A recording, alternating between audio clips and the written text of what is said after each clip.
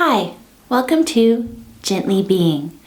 This week I thought it would be fun if I just shared a little bit of information about myself and about how I started my mindfulness journey. My name's Kim and I live in Canada, and this is my constant companion, Cooper, the Tibetan Terrier. She's often sort of in the background of the video, or she can be found at my feet while I film these videos. I kind of think of her as my spiritual teacher. I think we can learn a lot from our pets on how to live a more mindful life. And she is always beside me when I'm practicing some meditation or other contemplative practices. I've had a mindfulness practice for over 10 years now.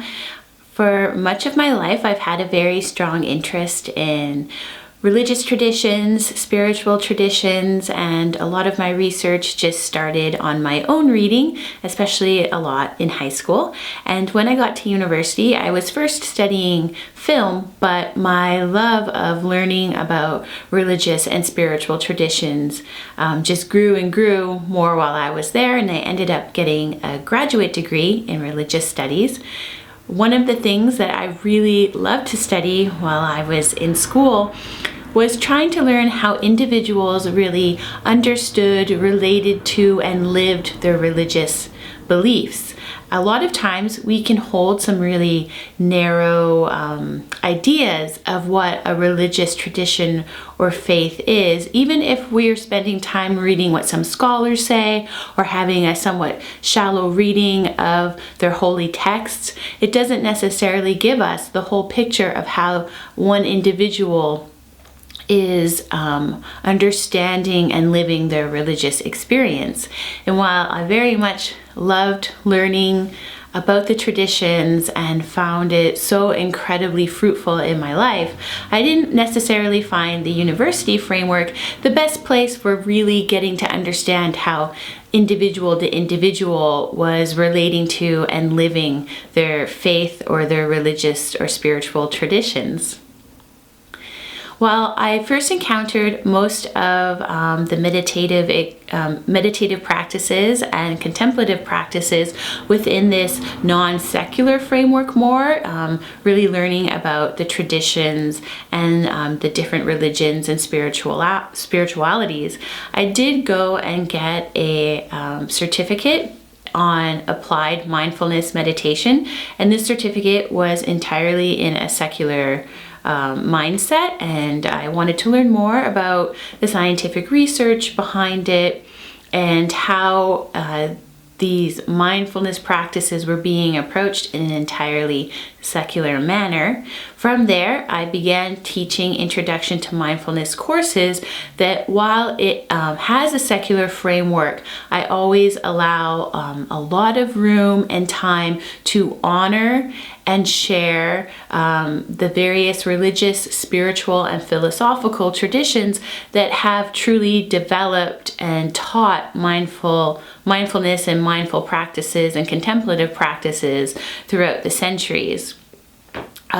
Part of this was because when I was doing the certificate and in some of these classes in an entirely secular framework, I was encountering some of that narrow-mindedness that I had even found when studying religious traditions, that people were thinking that they truly understood the whole of a tradition just from a little bit of information, or that there was now this one perfect path that people should follow, and that this one path is what mindfulness is. But just like I learned through my studies earlier, mindfulness is a beautifully big umbrella, and there's many practices that are under this umbrella, and that there isn't just one true path to being mindful, and that mindfulness itself, it manifests itself differently in each individual. And I wanted to have a space where people are able to learn about some various practices and ways to integrate mindfulness into the life that they have, as opposed to just saying there's just this one way to follow. While I try to follow a mindful life daily and have different practices that I follow every day in my life, I often stumble while on this path and don't always behave in the most mindful of ways or do the most mindful things.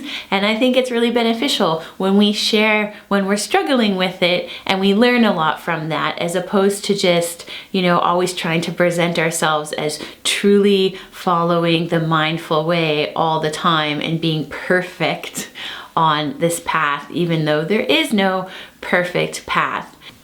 I just want to make a quick note here that when I use the words path or journey, I'm not talking about something that has a destination or a specific goal at the end of it. These are the lifelong paths that we're taking, or the lifelong journey, and the end is still something that we really don't know what happens at that point.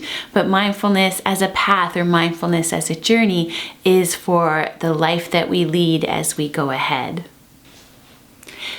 So the channel Gently Being will be sharing just some mindfulness practices, mindfulness tips, contemplative practices, and some struggles that sometimes I face in my mindfulness practice and my contemplative practices from day-to-day living. And I'll also be sharing some guided meditations.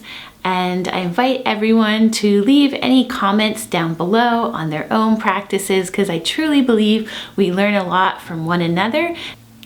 If you enjoyed this video, please consider subscribing down below or giving us a thumbs up. It's always much appreciated. And again, thank you for spending some time with Gently Being.